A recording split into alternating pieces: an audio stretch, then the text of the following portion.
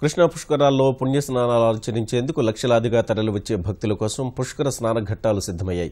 కృష్ణా జిల్లాలోని కీలకమైన ఘాట్లన్నింటిలోనూ పెద్ద సంఖ్యలోనే ప్రజలు ఒకేమారు స్నానమాచరించేందుకు వీలుగా ఏర్పాట్లు చేశారు. ప్రభుత్వం అంచనా వేస్తున్న 3.5 కోట్ల మంది భక్తుల్లో 90% వరకు విజయవాడలోని ఘాట్లకే వచ్చే అవకాశం ఉన్నందున అక్కడి ఏర్పాట్లపై వాస్తవ పరిస్థితి మా ప్రతినిధులు అందిస్తారు. కృష్ణా పుష్కరాలను అత్యంత వైభవంగా నిర్వహించేందుకు ప్రభుత్వం అన్ని ఏర్పాట్లు సిద్ధం చేస్తోంది. ప్రస్తుతం మనం ఉన్న ఘాట్ పవిత్ర సంగమం ఘాట్గా చెప్పుకోవచ్చు. విజయవాడ శివార్లలోని ఇబ్రహీంపట్నం వద్ద ఉన్నటువంటి ఈ ఘాట్ను పవిత్ర సంగమం ఘాట్గా ప్రభుత్వం అభివృద్ధి చేసింది. ఈ ఘాట్లోనే అత్యంత కీలకం కాబోతోంది. ఈ కృష్ణా పుష్కరాలు నిర్వహించేందుకు ఈ ఘాట్ నుంచే ఫెర్రీ ఘాట్, అలాగే ఈ కృష్ణా నదీ జలాలు, అలాగే గోదావరి జలాల సంగమం ఉన్నటువంటి ఈ ఘాట్లో పవిత్ర సంగమం ఘాట్గా ప్రభుత్వం అభివృద్ధి చేసింది. ఒకే మారు లక్షల మంది పుణ్యస్నానాలు ఆచరించేందుకు వీలుగా ఇక్కడ ఘాట్లను కూడా అభివృద్ధి చేశారు. దాదాపుగా 700 మీటర్లకు పైగా ఘాట్ను ఇక్కడ ప్రభుత్వం నిర్మించింది. అలాగే ప్రతిష్టాత్మకంగా నిర్వహిస్తున్నటువంటి ఈ కార్యక్రమంలో భాగంగా ఒక కృష్ణా హారతి కార్యక్రమాన్ని కూడా ఇక్కడే నిర్వహించాలని చెప్పి ప్రభుత్వం ఏర్పాట్లు చేస్తుంది. సినీ దర్శకుడు బోయపాటి శ్రీనివాస్ నేతృత్వంలో ఇక్కడ కృష్ణా హారతి కూడా నిర్వహించున్నారు. సాయంత్రం కర్టెన్ రైజర్ కార్యక్రమంతో ఈ కార్యక్రమం పూర్తిగా ప్రారంభమవుతుంది. కర్టెన్ అంతకు ముందుగా శోభాయాత్ర నిర్వహిస్తారు. ఈ పవిత్ర సంగమం ఘాట్ వరకు కూడా వేద పండితులు అలాగే కన్యకల సాయంతో పూర్తిగా శోభాయాత్ర కొనసాగుతుంది. శోభాయాత్ర అనంతరం కృష్ణా హారతి కార్యక్రమంతో ఈ కృష్ణా పుష్కరాల వైభవం ప్రారంభమవుతుంది. 12వ తేదీ ఉదయం తెల్లవారుజామున సూర్యోదయ వేళలోనే ఈ పుష్కరాలు ఆరంభమవుతున్నట్టుగా కూడా ప్రభుత్వం ప్రకటించింది.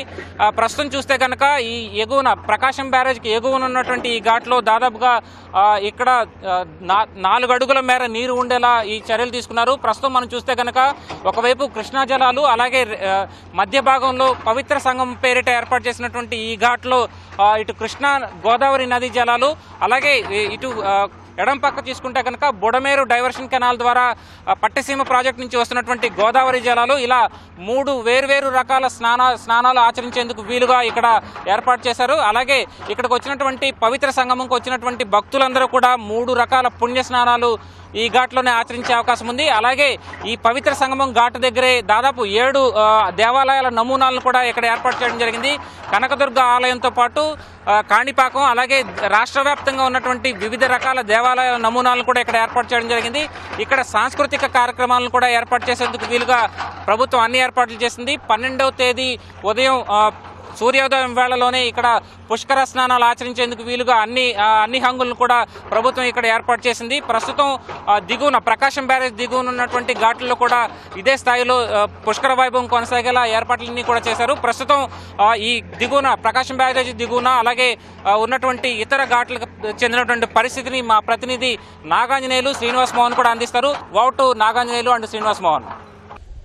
Thank you Dhananjay. ప్రస్తుతం మనం పున్నమి ఘాట్ దగ్గర ఉన్నాం. ప్రభుత్వం ఈ పుష్కరాల కోసం నిర్దేశించిన ఘాట్లో ముఖ్యమైన ఘాట్ ఈ పున్నమి ఘాట్గా చెప్పుకోవచ్చు. ఈ పున్నమి ఘాట్ ప్రత్యేకంగా చెప్పాలంటే సుమారు 100 మీటర్ల దూరంలో దీన్ని ఏర్పాటు చేస్తారు. ఇక్కడ రాష్ట్రంతో పాటు వివిధ రాష్ట్రాల నుంచి వచ్చే విఐపీల కోసం ఈ ఘాట్ను సిద్ధం చేస్తారు. ఇక్కడ హైదరాబాద్తో పాటు ఇతర ప్రాంతాల నుంచి వచ్చే విఐపీలంతా ఇక్కడ స్నానం ఆచరించేందుకు ప్రభుత్వం ఏర్పాట్లు చేస్తుంది. ఇక్కడ ఏ విధమైన ఇబ్బందులు వారికి తలెత్తకుండా ప్రభుత్వం అన్ని ఏర్పాట్లు ఇక్కడ పూర్తి చేస్తుంది. ఇక్కడ ప్రత్యేకంగా చెప్పాలంటే ఈ పున్నమి ఘాట్ ప్రత్యేకంగా చూసుకుంటే ఇక్కడ భవానీ ఐలాండ్ కూడా ఇక్కడ దగ్గరలో అతి దగ్గరలో ఉంది. పున్నమి ఘాటుకు ఎక్కువ విఐపీ తాకిడే అవకాశం ఉంది. దాంతోపాటు దేశంలోని వివిధ ప్రాంతాల నుంచి ప్రముఖులు వచ్చే అవకాశం ఉంది. కాబట్టి వాళ్ళందరికీ ఆహ్లాదకరం, అదేవిధంగా మంచి ఆతిథ్యం ఇవ్వాలని చెప్పి ప్రభుత్వం దీనికి సంబంధించి అన్ని ఏర్పాట్లు చేసింది. దీనికి సంబంధించి ఒక ప్రత్యేకమైన బోట్ను కూడా ఏర్పాటు చేస్తారు. దీంతోపాటు ఇటు పవిత్ర సంగమం దగ్గరికి, అంటే కృష్ణా గోదావరి నదులు రెండూ కలిసే పవిత్ర సంగమం దగ్గరికి కూడా ఇక్కడి నుంచి ఒక 10 కిలోమీటర్ల దూరం ఉండే అవకాశం ఉంది. ఈ 10 కిలోమీటర్లు కూడా బోట్లు విహరించేందుకు ప్రభుత్వం కూడా ప్రత్యేక ఏర్పాట్లు చేస్తుంది. పున్నమి ఘాట్ని ఆనుకుని అంటే ఒక 2 కిలోమీటర్ల దూరంలో దుర్గగుడి ఉండటం, దాంతోపాటు కమాండ్ కంట్రోల్ రూమ్ కూడా ఇక్కడ పున్నమి ఘాట్ దగ్గరలో ఉంది. ఈ పున్నమి ఘాట్ దగ్గరలోని కమాండ్ కంట్రోల్ రూమ్ ద్వారా సీఎం నేరుగా ఈ 12 రోజుల పాటు ఇదే ప్రాంతం నుంచి మొత్తం కృష్ణానది పుష్కరాలకు సంబంధించిన మొత్తం వ్యవహారాన్ని ఆయన కమాండ్ కంట్రోల్ రూమ్ ద్వారా పర్యవేక్షిస్తారు. ప్రస్తుతం దీనికి సంబంధించి పున్నమి ఘాట్లో ఇది పరిస్థితి. దీంతోపాటు అంటే బ్యారేజ్ దిగువన ప్రస్తుతం ఇక్కడ ఈ పద్మావతి ఘాట్ ఇతర ఘాట్లో కూడా అక్కడ పనులు జరుగుతున్నాయి. అక్కడ పరిస్థితి ఏంటో మా ప్రతినిధి శ్రీనివాస్ మోహన్ రెడ్డి తెలుసుకుందాం. Vote Srinivas Mohan. Thank you Naganjaneyulu. ఈ దుర్గా ఘాటుకు దిగువన ప్రకాశం బ్యారేజీకి చేరువుగా ఉండే ఘాటే ఇది కృష్ణవేణి ఘాటు. 750 మీటర్ల పొడవున ఈ ఘాటు నిర్మాణం జరిగింది.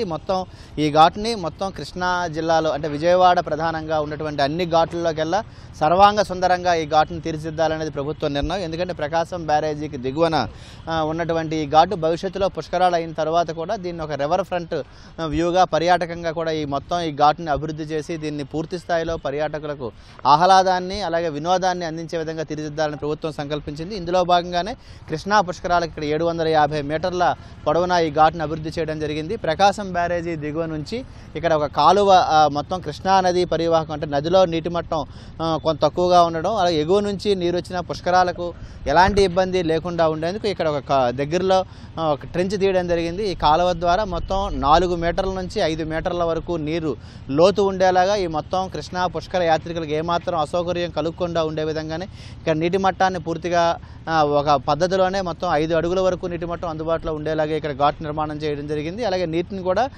ప్రకాశం బ్యారేజ్ నుంచి దిగువకు వదులుతున్నారు. ప్రకాశం బ్యారేజీలో 7 అడుగులు ఉన్నటువంటి నీటి మట్టం క్రమంగా 12 అడుగుల వరకు తీసుకొచ్చి దాని ద్వారా పుష్కర యాత్రికులకు ఏమాత్రం అసౌకర్యం లేకుండా ఉండే విధంగానే ఈ ఘాట్లో పనులన్నీ జరగడం జరిగింది. అయితే ఇక్కడ ఈ కాలువ నుంచి అటుపక్క స్నానం చేసే వాళ్ళకు కూడా అటుపక్క నదివైపు వెళ్ళి ఎలాంటి ఇబ్బందులు ఎదుర్కోకుండా ఉండే విధంగానే సిమెంట్ బస్తాలని అలాగే ఇసుక బస్తాలను కూడా ఉంచడం జరిగింది. ఎలాంటి ప్రమాదాలకు ఆస్కారం లేకుండా ఉండే విధంగానే ఈ ఘాట్ని సర్వాంగ సుందరంగా తీర్చిదిద్దారు. ఇప్పుడు మనం పద్మావతి ఘాట్ వద్ద ఉన్న పరిస్థితి ఏ విధంగా ఉందో చూద్దాం. ఆర్టీసీ బస్టాండ్కు ఎదురుగా ఉన్నటువంటి ఈ ఘాట్ సుమారు 1.1 కిలోమీటర్ పొడవైనటువంటి ఈ ఘాట్ నిర్మాణం జరిగింది. బస్టాండ్కి ఎదురుగానే అంటే బస్టాండ్కి వచ్చినటువంటి పుష్కర యాత్రికులకు దగ్గరలోనే పుష్కర్ నగర్ ఏర్పాటు చేయడం జరిగింది. అక్కడి నుంచి నేరుగా ఎదురుగానే ఈ పద్మావతి ఘాట్ ఈ సమీపంలోనే ఉంది. అంటే ఎగువన ఉన్నటువంటి ఈ కృష్ణవేణి ఘాటు కన్నా ఈ దిగువన ఉన్నటువంటి ఈ పద్మావతి ఘాటు అతి పొడవైనటువంటి ఘాటు. 1 కిలోమీటర్ పొడవున్నటువంటి ఈ ఘాట్లో ఒకేసారి అంటే ఈ 2 ఘాట్లు కీలకమైనటువంటి ఘాట్లుగా కాబోతున్నాయి. విజయవాడలో 80% మంది వరకు పుష్కర యాత్రికులు విజయవాడే వస్తారని అంచనా వేస్తున్న ప్రభుత్వం ఈ 2 ఘాట్లను అతి పొడవైన ఘాట్లుగా రూపొందించడం జరిగింది. ఈ కృష్ణవేణి ఘాట్ 750 మీటర్లు ఉంటే ఒక పద్మావతి ఘాటే 1 కిలోమీటర్కు పైనే మొత్తం ఘాట్ ఉంది. ఒకేసారి అంటే ఒక రోజులో 2 లక్షల మంది వరకు ఈ ఘాట్లు సమీపంలో నించొని ఉండేందుకు అలాగే ఒకేసారి 50,000 మంది వరకు స్నానాలు చేసేందుకు వీలుగా ఈ ఘాట్ నిర్మాణం జరిగింది. ఈ ఘాట్లో ఉన్నటువంటి మెట్ల మీద అలాగే బయట ఉన్నటువంటి ప్రదేశంలోనూ 2 లక్షల మంది వరకు ఒకే సమయంలో ఇక్కడ నిరీక్షించి 50,000 మంది స్నాన కార్యక్రమాలు పూర్తి చేసుకుని బయటకు వచ్చేందుకు అనువుగానే ఈ పద్మావతి ఘాట్ నిర్మాణం జరిగింది. ఇటు కృష్ణా కేసీ కెనాల్ రైల్వే స్టేషన్లో దిగినా విజయవాడ రైల్వే స్టేషన్లో దిగినా సులభంగా 2 ఘాట్ల వద్దకు చేరుకునే అవకాశం ఉంటుంది. ఒకటి కృష్ణవేణి ఘాటు, మరొకటి పద్మావతి ఘాటు. పద్మావతి ఘాటు అతి పొడవైనటువంటి ఘాటుగా నిర్మాణం జరిగిన నేపథ్యంలో ఎక్కువ మంది యాత్రికులను కూడా ఈ ప్రాంతానికి తీసుకొచ్చి ఇక్కడ పవిత్ర స్నానాలు ఆచరించేందుకు అలాగే వాళ్ళు తగినటువంటి సౌకర్యాలు కల్పించే విధంగా ప్రభుత్వం ఏర్పాటు చేయడం జరిగింది. మొత్తంగా ఈ ఘాట్లు సమీపంలోనే పిండ ప్రదానాలు చేసేందుకు ప్రత్యేకమైనటువంటి స్థలాలను కూడా కేటాయించారు. అలాగే సమీపంలో వైద్య బృందాలను కూడా ఏర్పాటు చేయడం జరిగింది. కృష్ణా పుష్కరాల సంరంభం విజయవాడ నగరంలో ఎటు చూసినా కనిపిస్తోంది. గోదావరి పుష్కరాల అనుభవాన్ని దృష్టిలో ఉంచుకొని ఇటు పుష్కర నిర్వహణకు సంబంధించి ప్రభుత్వం అన్ని జాగ్రత్తల చర్యలు తీసుకోవడం జరిగింది. ఎక్కడికక్కడ పుష్కర నగర్ల ఏర్పాటు అలాగే సమీపంలో తాగునీటి సౌకర్యం అలాగే అన్నప్రసాదాలు అందించే విధంగా ప్రత్యేకమైనటువంటి కౌంటర్ల ఏర్పాటు అన్నిటితో పాటు ఈ ఘాట్ల వద్దకు చేరుకునే వాళ్ళకి ఎలాంటి ఇబ్బంది లేకుండా ఉండే విధంగానే ఈ వచ్చే వాళ్ళందరికీ కూడా కృష్ణా నది పవిత్ర స్నానాలు ఆచరించే అనువైనటువంటి రీతిలోనే ఏర్పాట్లు చేయడం జరిగింది. విజయవాడలో ఇది ఇక్కడ ఉన్నటువంటి పరిస్థితి. Over to studio.